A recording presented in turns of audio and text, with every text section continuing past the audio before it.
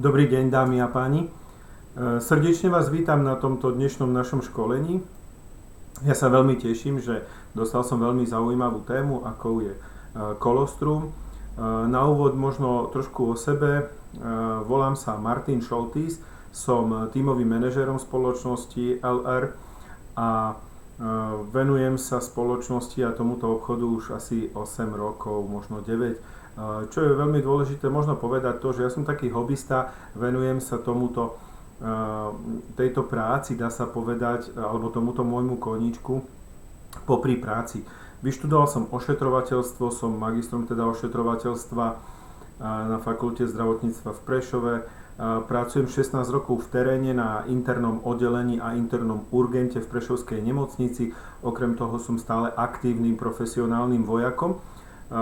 Takže naozaj pomerne dosť často som v teréne aj v tejto situácii, kedy sami viete, že ťažkosti okolo korony, okolo tohto ochorenia nás vojakov vyhnali viacej do terénu, ešte hlbšie do prvej línie, aj keď môžem povedať, že na tom internom oddelení a na internom urgente som bol tiež v prvej línii.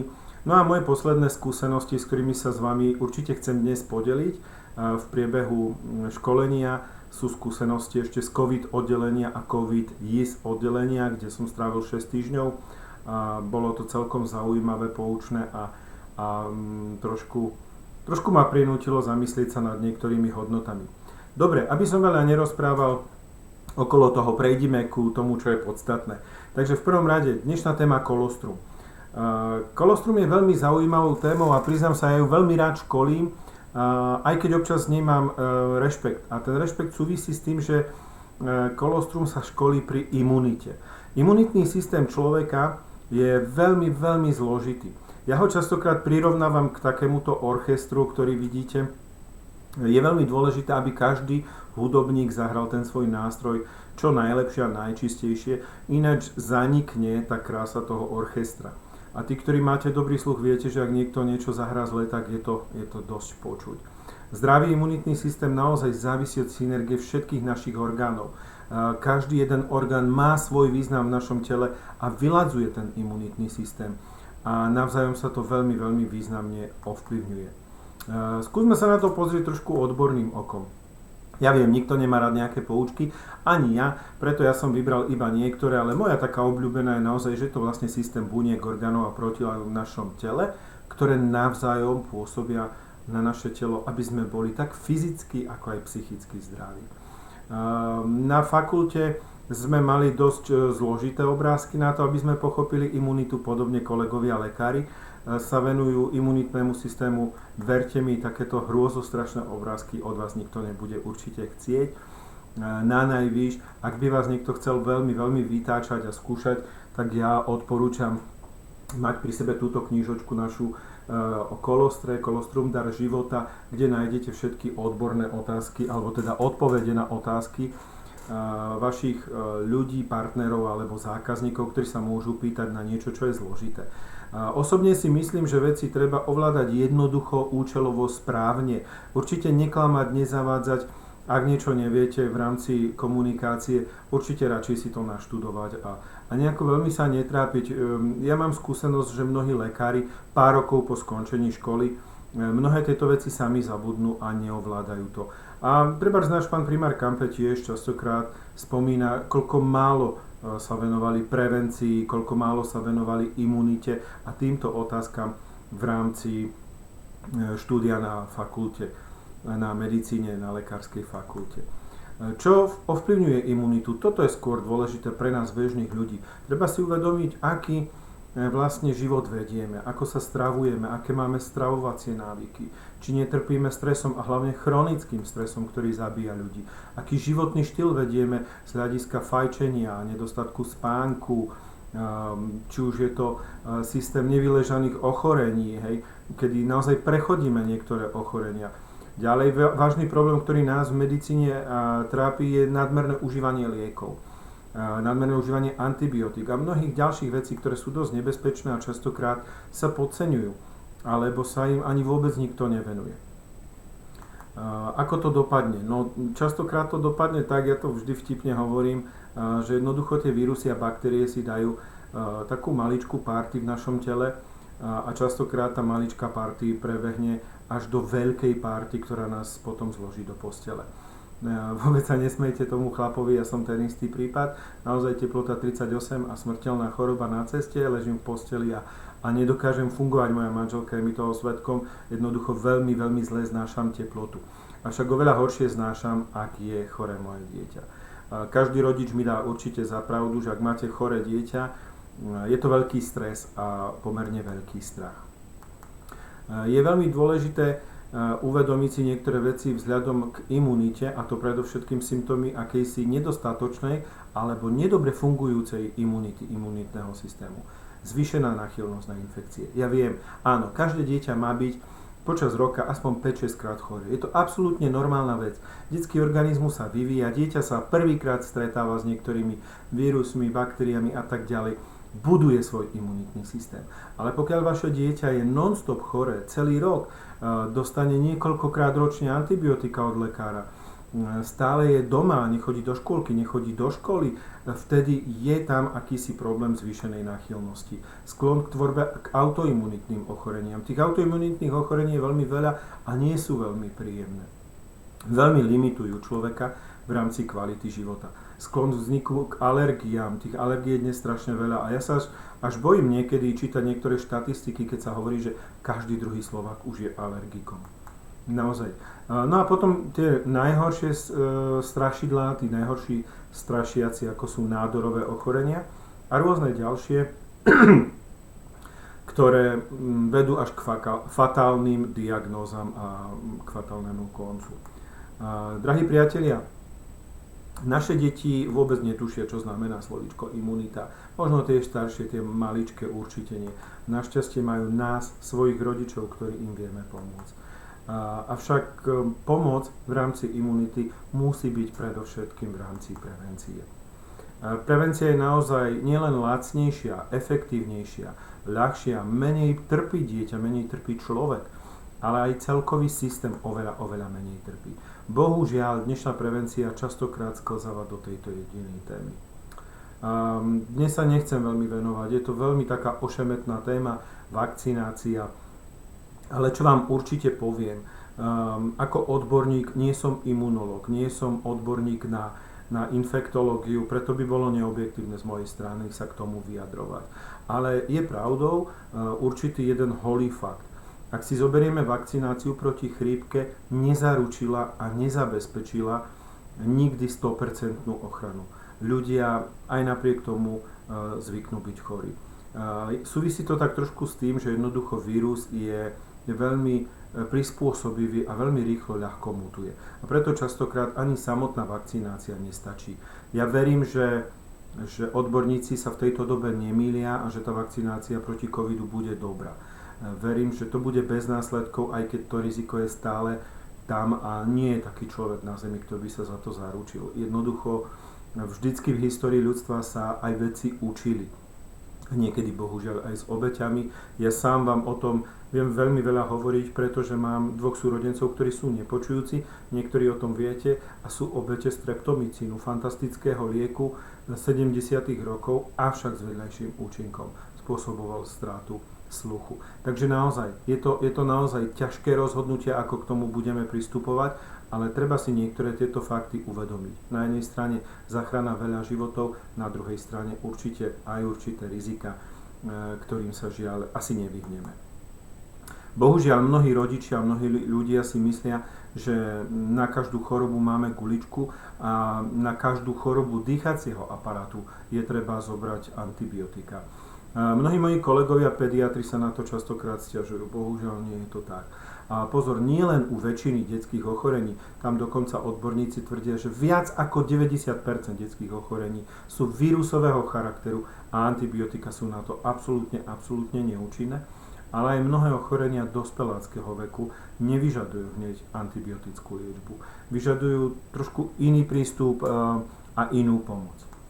Takže buďme trošku opatrní.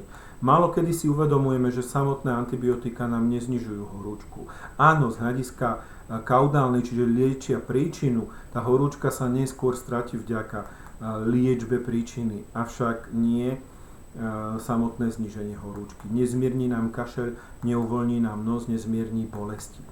A čo je to najhoršie? Najhoršie je to, že vôbec, ale vôbec sú neúčinné pri vírusových ochoreniach. Áno, dávajú lekári aj pri vírusových ochoreniach, častokrát, keď to vírusové ochorenie prejde do bakteriálneho zápalu, kedy je naša imunita oslabená a nejaký ten bacil alebo baktéria presnejšie začne prevládať a ide nám hore CRPčko a mnohé ďalšie príznaky a vtedy už ten lekár musí dať. Na úvod alebo počas bežných víroz určite neefektívne. Ja viem, možno to vyzerá tak, že o čom teraz rozprávam, či si tak trošku neprotirečím a či sme na jednej vlnovej dĺžke. No viete, ja stále tvrdím, že keď sa stretnú dvaja profesionálni chirurgovia, nie vždy operujú rovnako. Nie vždy majú rovnaký názor, nie vždy sa zhodnú. Nečudujte sa, že odborníci v rámci medicíny sa nie vždycky zhodnú. Žiaľ, nie je to ješitnosť, je to možno opatrnosť, je to možno skúšanie niečoho, čo je nové alebo neskúsené, nevyskúšané teda a podobne. Takže neberme im to stále, že je to niečo, čo by bolo zlé. Mňa však vždycky udivovali a fascinovali fakty. Mám rád čísla. Ľudstvo pozná antibiotika zhruba 100 rokov. Aktívne sa antibiotika používajú nejakých 80 rokov, konkrétne penicilín. Ale my sme tu ako ľudia už tisícky rokov. A či je to 5000, 6000 alebo viac, je to už nepodstatné. Dôležité je uvedomiť si, že sme nevymreli. A práve preto ma teší, že máme tak fantastický produkt, ako je kolostrum. Je pravdou, že možno keby nebolo kolostrum v spoločnosti Ellery, ja tu dnes nie som. Jedným z motívom, prečo som sa zaregistroval, bolo to, že práve kolostrum ma veľmi oslovilo a potešila ma tá kvalita. To, ako je kontrolované a ako fantasticky funguje. Je to prvotné materské v úvodzovkách mlieko, nie je to mlieko, je to mledzivo, prvý výlučok mliečných žľaz u cicavcov, ktorý má fantastický účinok na imunitu človeka. Áno, pre detičky ideálne materské. No však samozrejme, my to ľudské máme málo, nemáme ho v nadbytku a bolo by nehumánne ho odoberať mamičkám, aby ho nedali svojim detičkám. Je super, ako vedia mamičky dať svojim deťom. Bolo zaujímavé zistenie, že kravské kolostrum je zhruba 40 krát bohatšie na imunoglobuliny a rastové faktory ako ľudské. Ja viem, tu kolegovia veterinári by nám vysvetlili, možno aj prečo. Najviac to súvisí práve s tým, že maličké teliatka prichádzajú absolútne bez imunitného systému na tento svet. A to prvotné mledzivo, to kolostrum, im v podstate zachraňuje život. Čo je však dôležité, určite treba upozorniť, že trošku inak funguje to kravské kolostrum u kravičiek, u teliatok a určite trošku inak funguje u nás, u ľudí. Nám neprestupuje cez sliznice to kravské kolostrum so svojimi imunoglobulínmi do krvného obehu, tak ako je to u teliatok. U nás to funguje trošku inak. Je to forma kolostra, ktorá je druhovo špecifická, veľmi dôležité, že je hyperimúnne a našťastie vyrába sa v nadbytku. Nemusíte sa báť, že by sme ukrátili teliatko o niečo, čo mu patrí. Keď si pozriete históriu, je veľmi bohatá. Ja som pozeral už históriu od čias Egypta, potom od časy pôsobenia v Indii až po novovek, kedy kolostrum už bolo naozaj braté za liečivo. A občas sa tak zasmejem, keď mi niekto z kolegov povie, že robíme s kolostrom pokusy na ľuďoch. No, okrem toho, že si treba pozrieť tú históriu kolostra, tak treba si uvedomiť, že viac ako 100 rokov pred objavením penicilínu už na odborných konzíliách, konkrétne pán doktor Christopher Hufeland z Nemecka, upozorňoval na vplyv kolostra na imunitu a na zdravie človeka. Takže vidíte sami, vôbec kolostrum nie je žiadnou novinkou a je vedecky kontrolované a vedecky posúvané klientom, pacientom už naozaj niekoľko storočí. Keď si pozriete možno z tej novodobej histórii, Doktor Albert Sabin v roku 1950 vďaka kolostru všeobecne, prišiel na vakcínu proti obrne. A tu by som sa opäť dlho ešte zakecal, rozprával o tom, aká je nepríjemná táto choroba a koľko ľudí na ňu zomrelo, alebo akí postihnutí ostali, hlavne deti, detská mozgová obrna a tak ďalej. A mnohé ďalšie ochorenia sa liečia vďaka pozorovaniu kolostra. Priatelia, tak ako som už raz povedal, nie som odporcom očkovaní ani vakcinácie. Určite treba byť pritom rozumný a opatrný. Avšak táto štúdia ma presvedčila, že pri vírusových ochoreniach je to také trošku pol na pol. Treba zvážiť. Kolostrum vyšlo v tejto štúdii 3-krát efektívnejšie ako vakcinácia proti chrípke. Žiaľ, vírus chrípky je dobrý mutant. Naozaj vie veľmi rýchlo mutovať, meniť a jednoducho nie vždy sa môže zadariť, že tie vakcíny pomôžu. Kýmž kolostrum je podľa mňa oveľa istejšou prípravou v prevencii proti vírusovým ochoreniam. Tej literatúry je veľmi veľa, aj v našej knižočke si ju nájdete. Ja viem, veľa kvalitných zdrojov je žiaľ v angličtine, preto nečudujte sa, že mnohí lekári potom naozaj nesiahnu. Ak to nie je z ich odboru, oni potom nebudú siahať, lebo nemajú na to čas a nebudú sa venovať doplnkom výživy. Nemajte im to za zlé. Je veľmi veľa takých, ktorí si to naštudujú, pozrú a viete sa na to s nimi pozrieť. Keď už sa bavíme o kolostre, nie je vôbec jedno, z akej krajiny kolostrum máte. To kolostrum austrálske, alebo novozelandské, alebo kanadské je predsa len trošku z iných klimatických podmienok, kde sú trošku iné vírusy a baktérie.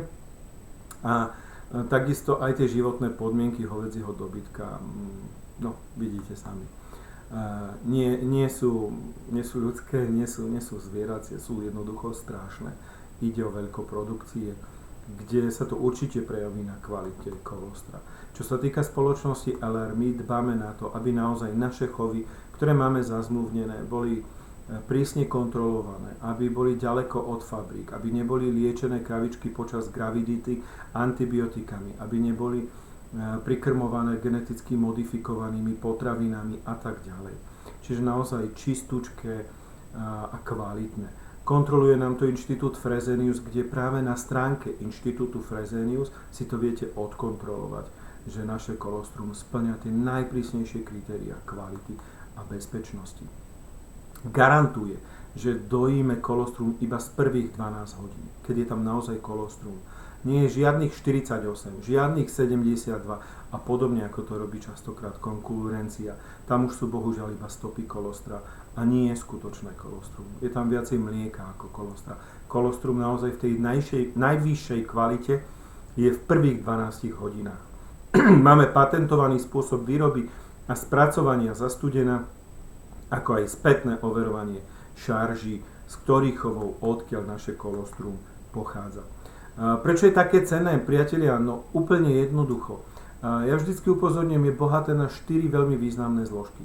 Imunoglobulíny, imunitné regulátory, rastové faktory, vitamíny a ostatných pomocníkov. Fakt nepotrebujete to vedieť dopodrobna.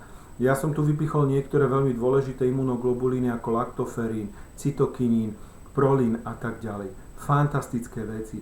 Fakt iba na chvíľinku sa tu zastavím pri cytokiníne, pretože cytokinín veľmi výrazným spôsobom ovplyvňuje náš imunitný systém, čo sa týka imunoglobulínov práve v kontakte s vírusovými ochoreniami.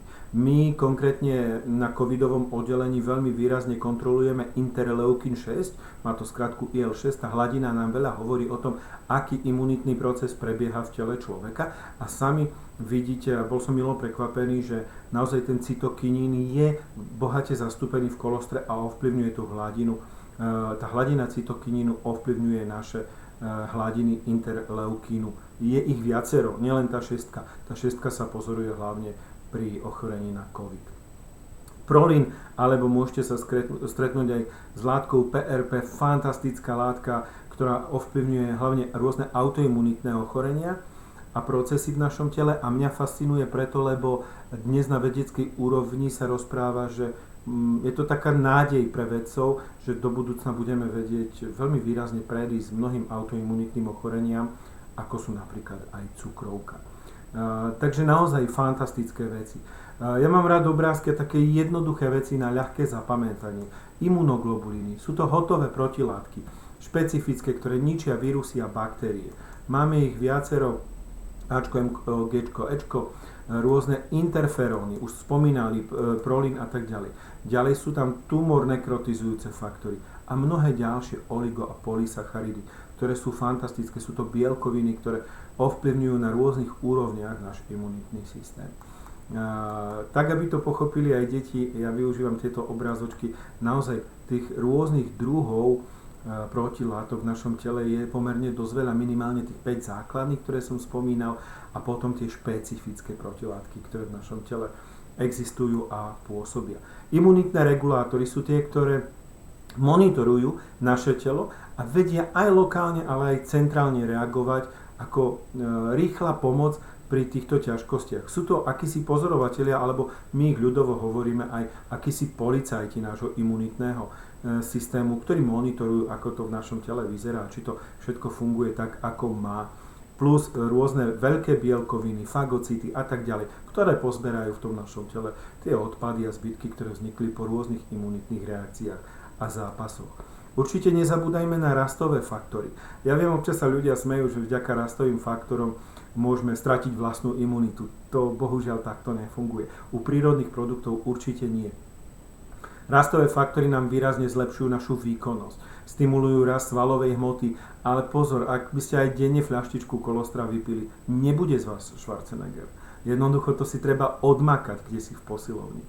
Ale určite, ak makáte na sebe, tak ten proces bude ľahší, jednoduchší a efektívnejší. Urýchľuje hojenie rán, preto ho doporučujeme aj preventívne, už keď idete na nejaký operačný zákrok. Preventívne nasadiť kolostrum. Zavčasu hlavne plánované operácie, rôzne výmeny, ja neviem, klbov, operácia žlčníka a tak ďalej a tak ďalej. A samozrejme, tak bunková ako aj tkanivová regenerácia v našom tele. Tých faktorov, ktoré to ovplyvňuje, naozaj pomerne dosť veľa. Zase nie je dôležité ich nejako odborne ovládať.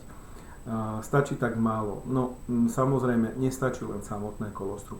Kolostrum je jedna z vecí, ktorá nám pomáha, ak cvičíte, ak sa staráte o svoje telo, aby ste sa ľahšie zbavili tukov, ľahšie zbavili práve tých nevhodných tukov, ktoré v tele nemajú čo robiť, alebo teda nie sú práve žiaduce. Viete dobre, že je taký ten najhorší viscerálny, čiže brúšny tuk, ktorého však aj ja ho mám ešte dosť. Takže určite doporučujem. No a ďalšie účinné látky, ako sú vitamíny, minerály a rôzne makro- i mikronutričné látky, rôzne enzymy, ktoré spúšťajú ďalšie procesy v našom tele, ktoré ovplyvňujú vstrebávanie a tak ďalej a tak ďalej. Keď si to tak spoločne môžeme zhrnúť, na čo je teda kolostrum dobre? V prvom rade je to podpora imunitného systému ako celku, toho zložitého orchestra. Častokrát dostávam otázočku, či môžeme kolostrum dávať v gravidite. Môžeme. Práve veľmi často hovorím v gravidite jeden z fantastických produktov, ktorý ak neužíva gravidná žena, tehotná žena preventívne kolostrum, aspoň by ho mala mať doma, či už tekuté alebo kapsulkové. Ja osobne odporúčam hlavne tekuté, nachystané pre prípad akéhokoľvek ochorenia. Keď príde nejaká hnačka, keď príde nejaký zápal, ak príde nejaká víróza. Tie ženy v tehotenstve naozaj majú veľmi málu možnosť používať lieky. A aj tie, ktoré sú dovolené, pozor, sú s určitým rizikom. Aj obyčajný paralen je s určitým rizikom, že predsa len. Nehovoriac o tom, že strašne veľa liekov sa nedá používať. A ja tvrdím, že ak žena ochorie v gravidite, tak zavčasu zareagovať. Nenechať tú infekciu alebo tú vírózu prerásť do nejakého vážneho zápalu, keď bude musieť užívať potom antibiotika a trpnúť, či to nebude mať dosah na jej dieťa. Takže kolostrum určite. Kolostrum nemá žiadnu kontraindikáciu u gravidných žien v tehotenstve. Ani prvý, ani druhý, ani tretí trimester. Rovnako počas laktácie, keď mamička kojí.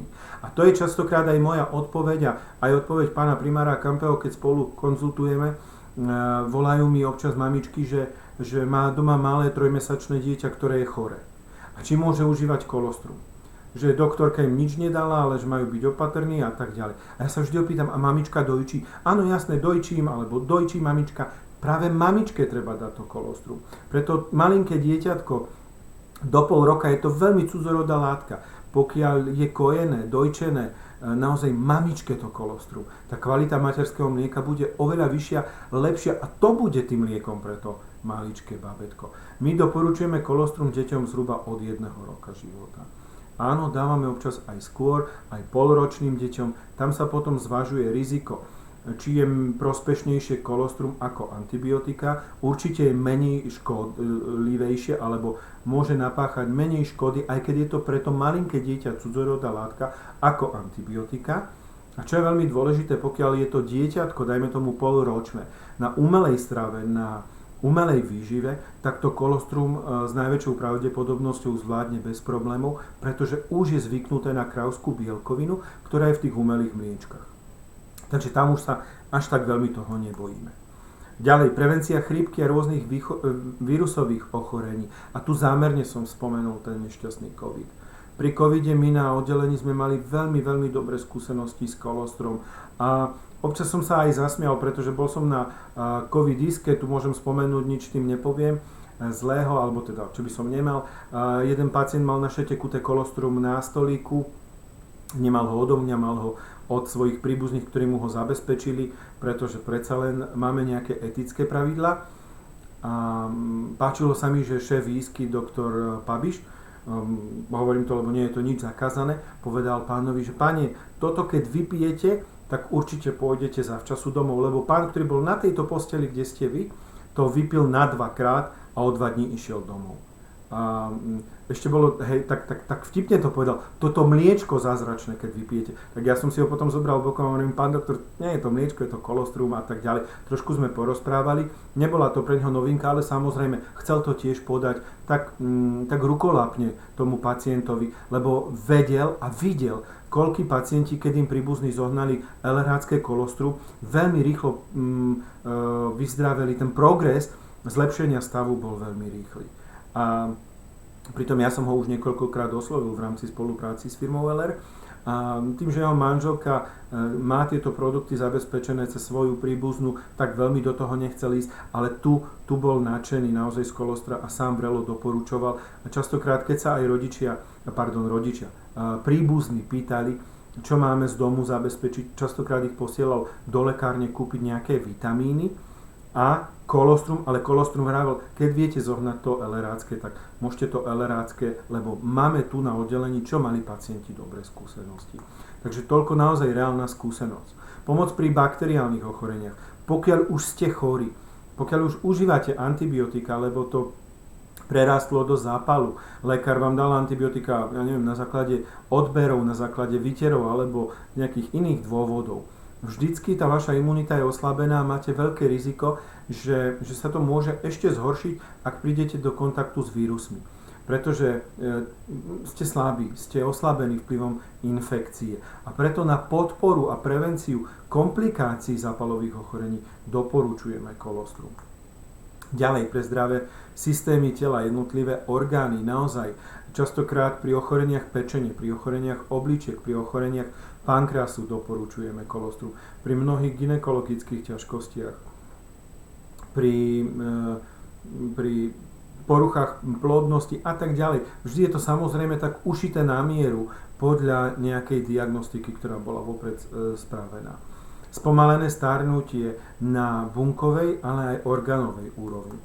Určite nechcem zabudnúť na športovcov a ľudí, ktorí majú ťažkú fyzickú záťaž.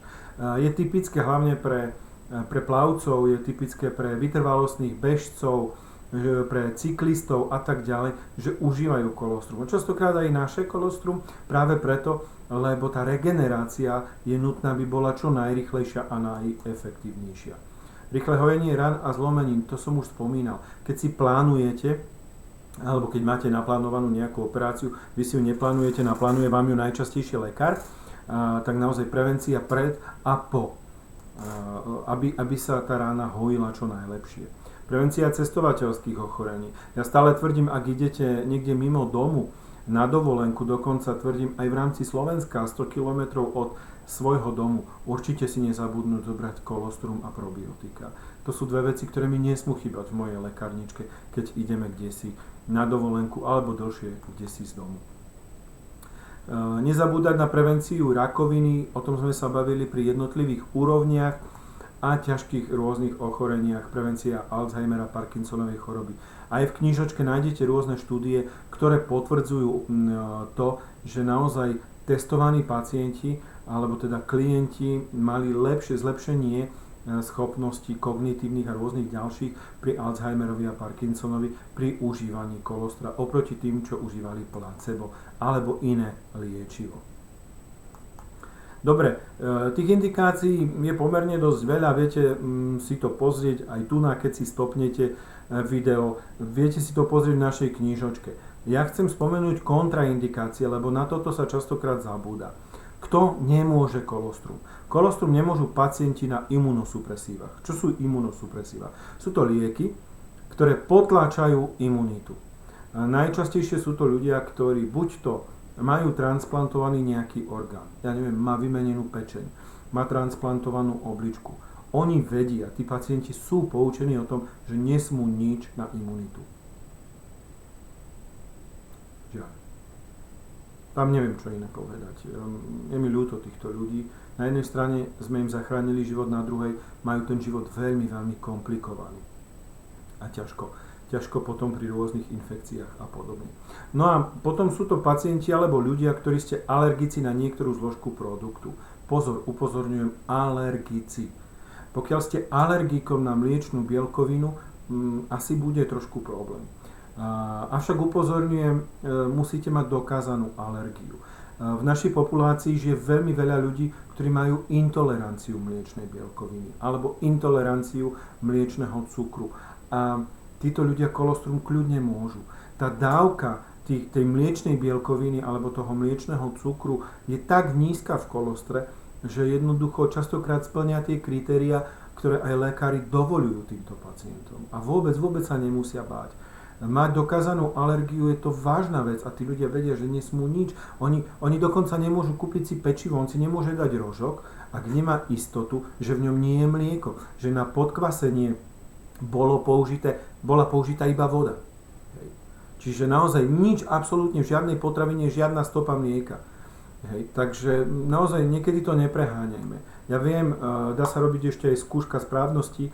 To znamená, že vyskúšam, ak zareagujem alergicky, alergik má svoj pohotovostný balíček, zoberie a vie, že nesmie.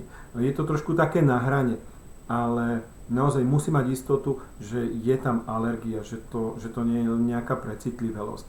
Moja skúsenosť, ja som nikde nebol zdiagnostikovaný u lekára. Ak by som vypil pol litra sladkého mlieka, mám vážny problém. Bežím na toaletu, hnačka, bolesti, brucha, krče a tak ďalej. Kolostrum môžem. Dokonca mám odskúšané, že deco mlieka môžem. Mliečko do kávy môžem, v pohode. Mliečne výrobky a tak ďalej. Akurát netolerujem veľké množstvo sladkého mlieka. V dospelosti je to vraj normálna vec. Tí, ktorí tolerujete sladké mlieko v neobmedzenom množstve, tak ste práve tí zvláštni. Nie tí normálni a zdraví. Takže naozaj niektoré veci trošku nepreháňajme a nehľadajme problém tam, kde nie je. Vždy si to viete s lekárom, aj s našim pánom primárom Kampem ešte dokonzultovať. Dobre, máme dve formy, tak jak správny východniar to musím na dvakrát. Kolostrum liquid, čiže tekuté kolostrum a kolostrum kapsulkové. Čo sa týka tekutého kolostra, pokiaľ ho máte takto zatvorené, môže byť pri izbovej teplote. Keď ho otvoríte, už musí ísť do chladničky. Garantujeme, že v chladničke vydrží 2 týždne. Aká je dávka? Ja vždycky vysvetľujem preventívnu dávku. Preventívna dávka je 8 až 10 ml dospelému človeku 1 krát denne. Čo sa týka kapsulkového, 1 krát denne, 1 až 2 kapsuly denne. Preventívna dávka. Ale pozor, priatelia, toto dávkovanie je určené pre zhruba 50 až 70 kilového človeka. Preto sa nečudujte, a to občas mi ľudia volajú, že Kampe nám dal takú strašnú vysokú dávku, a ja hovorím prečo? No tak viete, môj svokor má užívať toľko a toľko. A koľko váži? 150 kg. Čo vám mám na to povedať? Ani pán primár Kampe vám na to nepovie iné.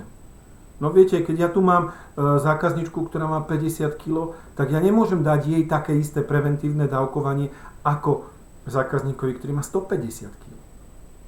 A samozrejme, potom dávka v akútnom ochorení, ktorá má byť 3 až 4-násobok preventívnej dávky, bude zase o čosi vyššia. Preto ja učím ľudí, zapamätajte si, cca 50-kilový človek, maximálne do tých 70. 8 až 10 ml tekutého kolostra a 1 až 2 kapsulky. Dajme tomu, na tej jednej sa môžeme dohodnúť, preventívne stačí. Pokiaľ tento klient ochorie 3 až 4-násobok, čiže 3 krát až 4 krát denne túto preventívnu dávku. U detičiek dávame redukovanú dávku, pokiaľ dieťa dostáva kapsuly, tak dávam samozrejme 1 kapsulku denne, tam to nebudem vysypovať, nebudem tam tým čarovať nejakým spôsobom. Ja som sa stretol dokonca s tým, že odporúča sa 1 kapsulka na 20 kg hmotnosti, takže aj takéto je občas dávkovanie. A samozrejme, čo sa týka dávkovania tekutého kolostra, u detí dávam, pokiaľ to dieťa je maličké, tak nejaké 4 ml do tých cca 30-40 kg. Keď sa blíži viac jak 40 kg, to už je hmotnosť niektorej ženy. Ženy bežne majú 45 kg do 50, tak ja nemôžem dať 40-kilovému dieťaťu 4 ml. Ale pokiaľ mám novorodenca alebo dieťatko, ktoré má 1 rok a ja neviem, váži 10 kg, tak určite mu bude stačiť 2 ml denne. To je taká v pohode preventívna dávka tekutého kolostra.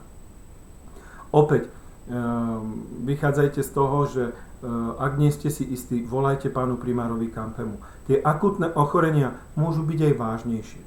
Ak je akútne ochorenie pre vás to, že váš klient je po operácii, tak viete, že bude užívať, dajme tomu, užíval kapsulku preventívne denne, tak nech užíva 3-krát denne po 1 po operácii. Ak je trošku väčší, samozrejme, trošku viac.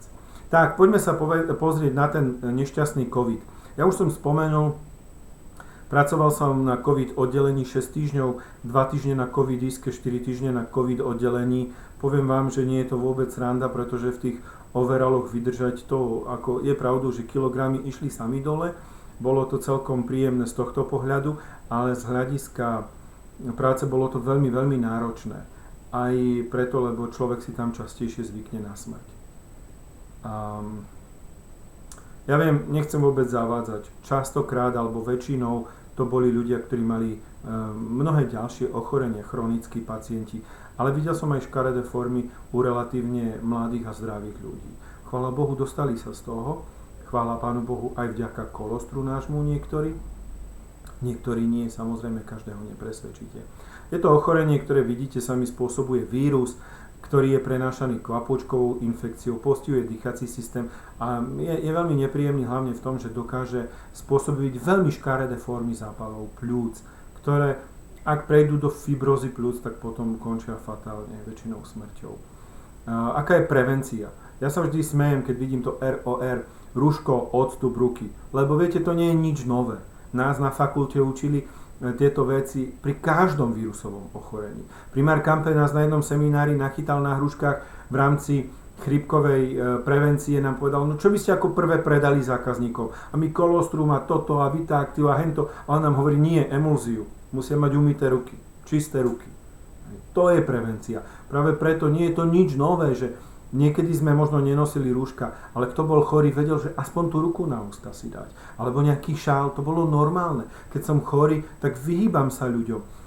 V autobuse trošku idem ďalej a tak ďalej a tak ďalej. Čiže ten odstup opäť nie je ničím novým, ani tie čisté ruky. Avšak ten druhý bod ma veľmi trápi, pretože na toto sa veľmi zabúda. A veľmi málo ľudí upozornilo na to, že dobre pripravený imunitný systém. Často to nikto vôbec nespomení. V akej kondícii je tá naša imunita? Čo robíme? Či sa fakt len fokusujeme celý život len na nejakú vakcináciu a koniec? A koniec? Pestrá strava. Zdravý pohyb na čerstvom vzduchu. Skoro mi ušlo, že na zdravom tele, pardon. Na čerstvom vzduchu, samozrejme. A celkovo tá životospráva. Ako žijeme. Ako sa o seba staráme, čo jeme, čo pijeme, aké doplnky užívame. A tam je obrovská medzera, za ktorú chcem vám všetkým elerákom dnes poďakovať. Lebo vy všetci robíte neskutočne neskutočne dôležitú vec pre chorých ľudí a všeobecne pre ľudí, lebo robíte prevenciu, robíte osvetu v tejto veci. A častokrát, bohužiaľ, aj odborníkom, aj mojim kolegom. Ja sa bežne stretávam, že kolegovia lekári za mnou chodia a prosia o radu. A nie je to vôbec hanba. Oni sa špecializujú na svoje veci. Na svoje. A naozaj mám kolegyňu na COVID oddelení. Je to mladá doktorka zaregistrovaná pod spolužiačkou v štruktúre niekde v Českej republike, lebo tam študovala na Karlovej univerzite. Ale tá bola hotová, keď videla, ako kolostrum zabera na COVID oddelení. Tá dokonca našla sponzorov, ktorí kupovali to kolostrum od nej a ona zadarmo tým najťažším stavom dávala to kolostrum. Skrz sponzorov, samozrejme. Lebo aj takí ľudia sú, chvála Pánu Bohu. A chvála štedrosti a ľudskosti. Čo sa týka liečby, u COVID pozitívnych pacientov s ťažkosťami podotýkam. Lebo tí, ktorí nemajú ťažkosti, ich imunita je zjavne v dobrom stave, tamto dávkovanie a liečba je trošku iná. Tam stačí preventívna dávka.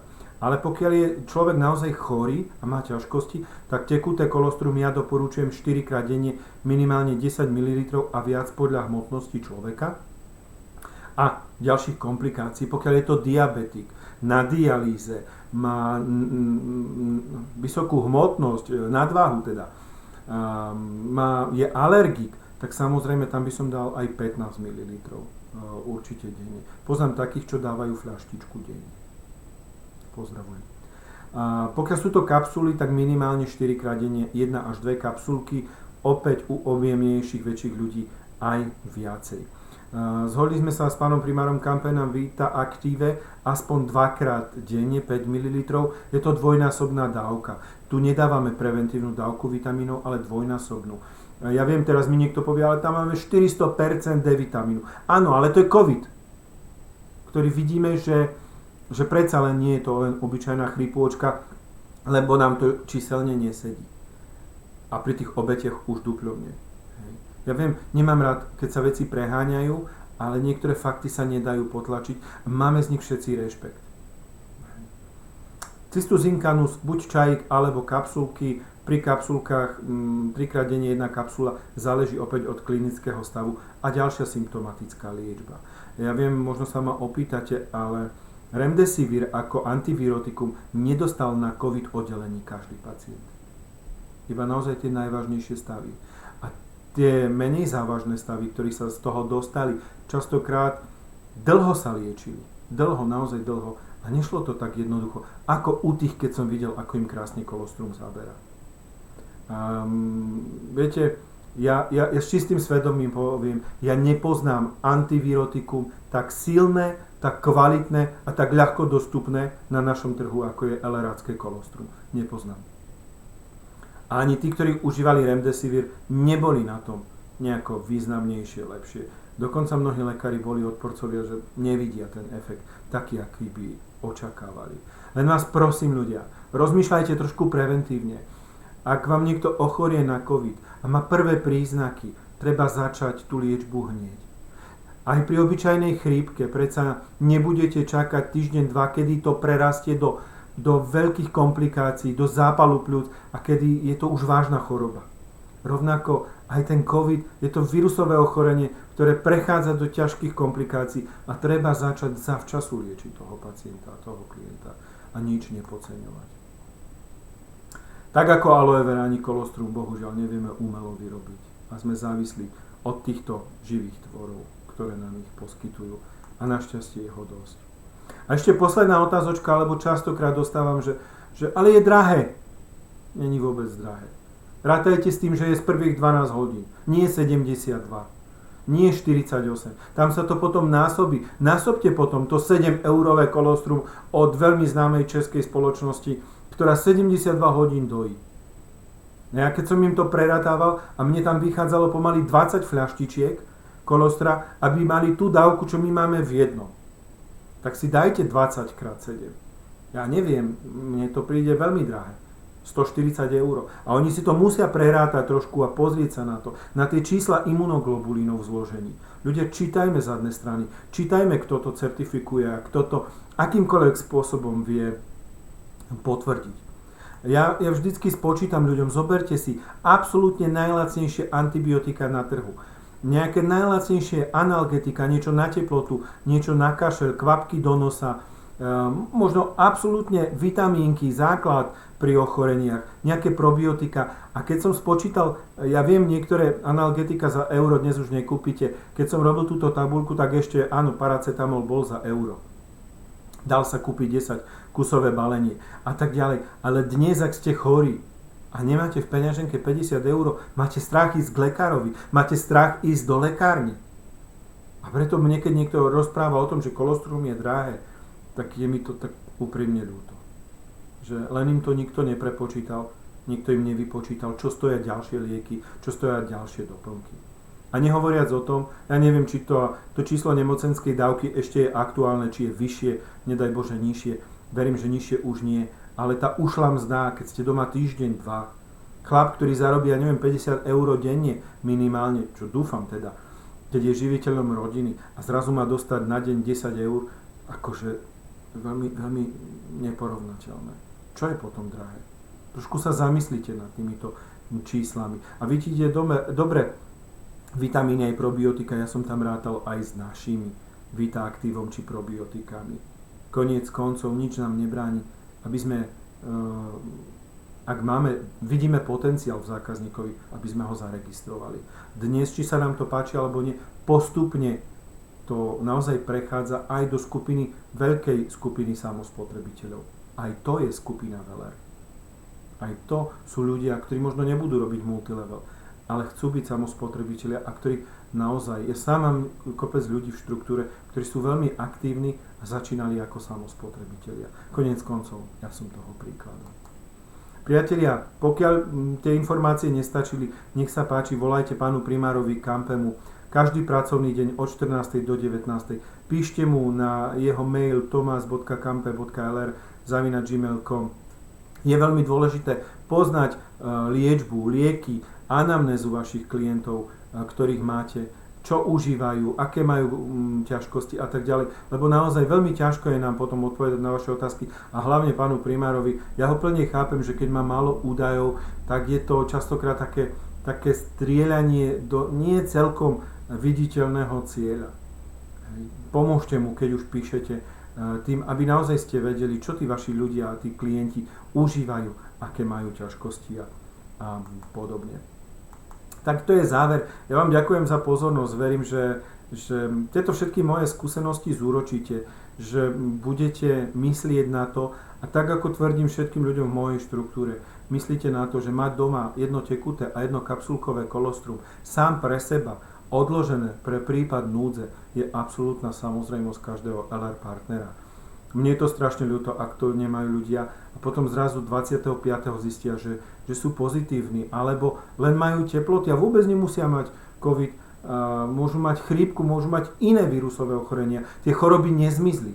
A zrazu zistia, hups, ale nedá sa objednať, za 3 dní to nebude mať, sú tu sviatky a ja nemám doma. Nehovoriac o tom, ak vám zavolá váš klient a je chorý, on potrebuje to kolostrum teraz. Nie o 3 dní, nie o 4 dní. Teraz, čím skôr. Nebojte sa možno podržať pár kusov na sklade, toto sa vám určite nepokazí. Nemusíte sa toho báť a prichádza obdobie, ja neviem či tretej vlny, ale prichádza obdobie zimy, sichrávých počasí, prechodu na jar a tak ďalej. A to sú obdobia, kedy stále budete potrebovať túto pomoc. Ja vám prajem pekný deň, krásny večer už pre mňa a nech sa vám darí. Teším sa niekedy na budúce. Dovidenia.